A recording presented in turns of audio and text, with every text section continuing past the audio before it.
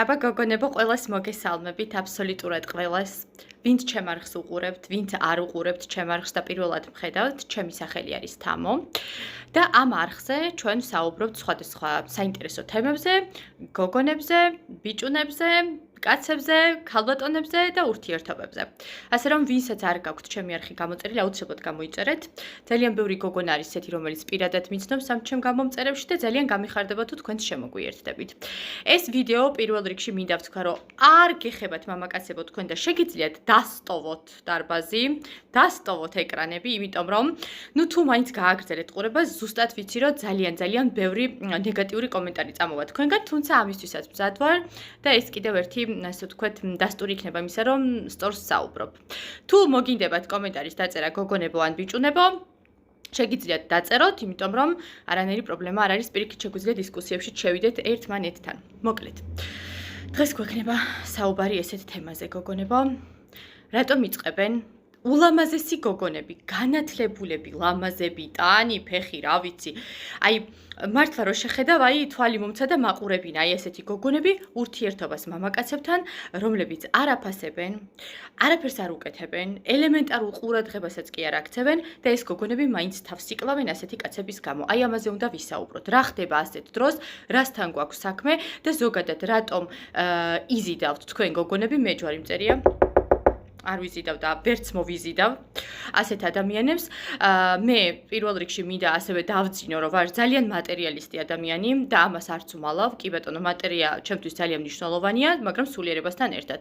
მე ვერანაირად ვერ მომხიბლავს მამაკაცი მხოლოდ თავისი ლამაზი სიტყვებით, თუ კარგი ცხოვრებაც არ მომცა. ასე რომ, ვისაც არ მოგწონთ, შეგიძლიათ დატოვოთ ვიდეო. მოკლედ. რატო ხდება ეხლა ეს? მე ჯერ პირველ რიგში გისმევთ თქვენ შეკითხვას. აი, კონსულტაციაზე მოდის გოგონა. აი, მართლა, აი, ძალიან ლამაზი გოგო.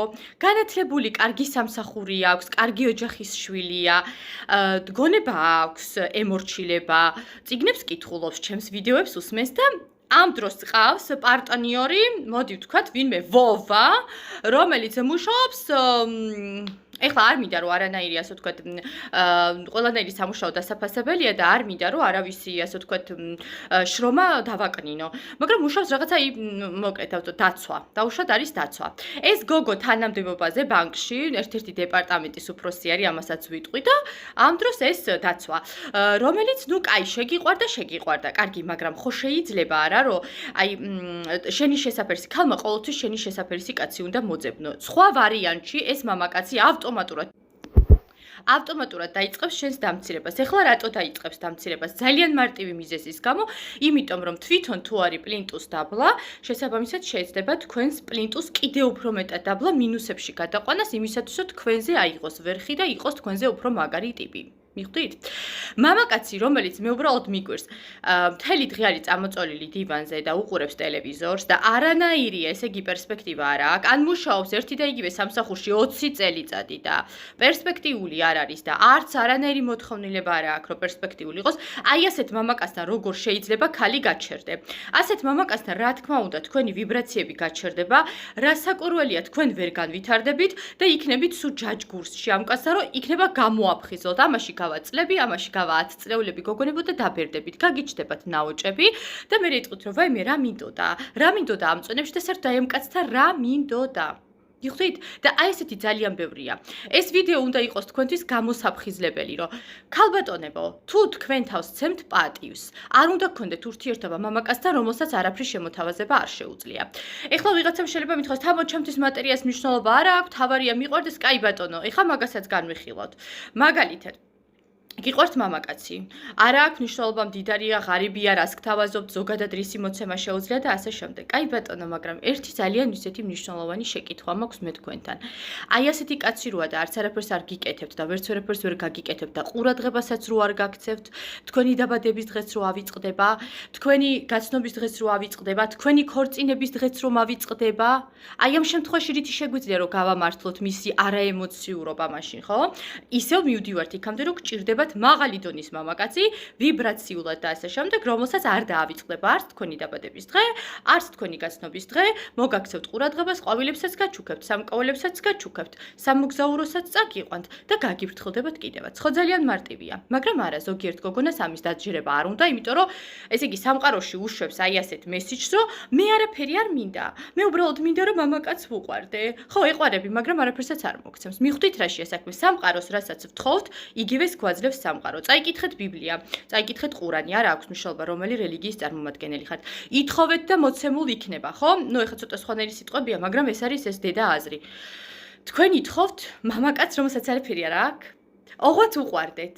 მაგრამ არც მოთხოვნა გაქვთ ყურადღების, არც სამკაულის, არც ყოდ არაფერი არ გინდათ და მერე მოდიხართ და წუწუნებთ, რატო არ მხვდებიან ესეთი კაცები? იმიტომ ხვდებიან, რომ არასწორ, ასე ვთქვათ, ინფორმაციას უშვებთ კოსმოსში და სამყაროში. შესაბამისად მოდიან მათხოვრები, შესაბამისად მოდიან მამაკაცები, რომლებიც სიგარეტის პულს გთხოვენ, გამოგზავნას გთხოვენ უცხოეთიდან, რო შრომობთ აქეთ საქართველოში, რომ სიგარეტი იყიდონ და დივანზე კარგად უფრო მეტად დაკოსდნენ და ამას გამოიწვია ზუსტად იმას. ეს იწვევს იმას ზუსტად რაც ხდება დღეს საქართველოში და ძალიან ბევრ ადგილას. ნუ ალბათ უფრო ყოფილი საბჭოთა კავშირის ქვეყნებზე მაქვს საუბარი ჩემი დაკვირვებებით, რომ მამაკაცი ძალიან მარტივად ირგებს იმ როლს, რომ ის ხო ბუნებრივად არის რაღაცის შემქმნელი, რაღაცის გამკეთებელი, მომტანი, ქალის პატრონებელი და ასე შემდეგ. თქვენ ირგებთ როლს ამ შემთხვევაში ქალბატონის, რომელსაც აქვს 5 და 6 სამსახური ერთობლივად. მერე სამსახურიდან მოდის სახლში და კიდე სახლის საქმეებს აკეთებს. მერე კიდე მაგის ყვირილს ისმენს და პრეტენზიებს ისმენს და აქეთ არაფერს არ ითხოვს და თან გიხარიათ და იძახით, რომ ბრავო, ყოჩახ, მაგარი გოგო ხარ, 5 და 6 სამსახური რო გაქვს, ეს არის ზუსტად ის რეალიზაცია, რომელიც ჩვენ გჭირდება, რომელიც ჩვენ ჩაგვინერგეს თავიდანვე, რომ შენ უნდა იყო დამოუკიდებელი, რომ შენ მამაკაცის არაფერი არ უნდა გინდოდეს. გოგოებო, მამაკაცის უნდა გინდოდეს ყველაფერი, დაწყებული ფინანსებიდან დამთავრებული ენერგო რესურსებით და რა ვიცი, მოგზაურობებით, ყვავილებით, სამკაულებით და ყველაფერი უნდა გინდოდეთ. ზუსტად ეს არის ქალის როლი.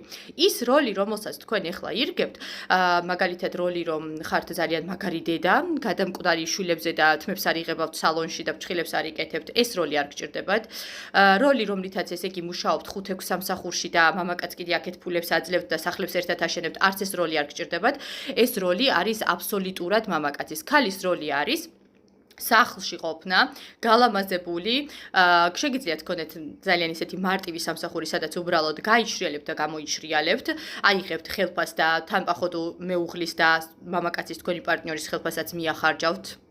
თქვენ ხელფასთან ერთად და მისცემთ ენერგიას თქვენს პარტნიორს იმისათვის, რომ განვითარდეს, იმისათვის, რომ გაძლიერდეს და იმისათვის, რომ უფრო მეტი ფინანსები იშოვოს, რომ უფრო მეტად გაგაბედნიეროთ. აი, ეს არის ძალიან მარტივი ფორმულა. თქვენ ამ შემთხვევაში ამ ფორმულიდან ხართ ამოვარდნილები, აბსოლუტურად აი უმეტესობა 99% და 99% ფიქრობს, რომ მამაკაცის როლი უნდა შეითავსოს, უნდა გახდეთ, ესე იგი, ქალები, რომლებსაც ახლა არ მინდა რომ ცუდი სიტყვა ვთქვა და ქალები, რომლებიც ესე იგი ირგებენ მამაკაცის როლს და შესაბამისად აქეთ ინახავენ მამაკაცებს. ძალიან გთხოვთ გამოფხიზლდით გოგონებო და თქვენ ცხოვრებას ნუ კარგავთ ისეთი მამაკაცების გვერდით, რომლებიც თქვენი ღირსები არ არიან. შეგიძლიათ მამაკაცებო დაწეროთ კომენტარები ამ ვიდეოს დაბლა, არანაირი პრობლემა არ არის, პირიქით მაინტერესებს, ანუ რა ვიბრაციებში იმყოფება ჩვენი მამაკაცების საზოგადოება. აი ესე გემშვიდობებით ახლა მომავალ ვიდეომდე დროებით.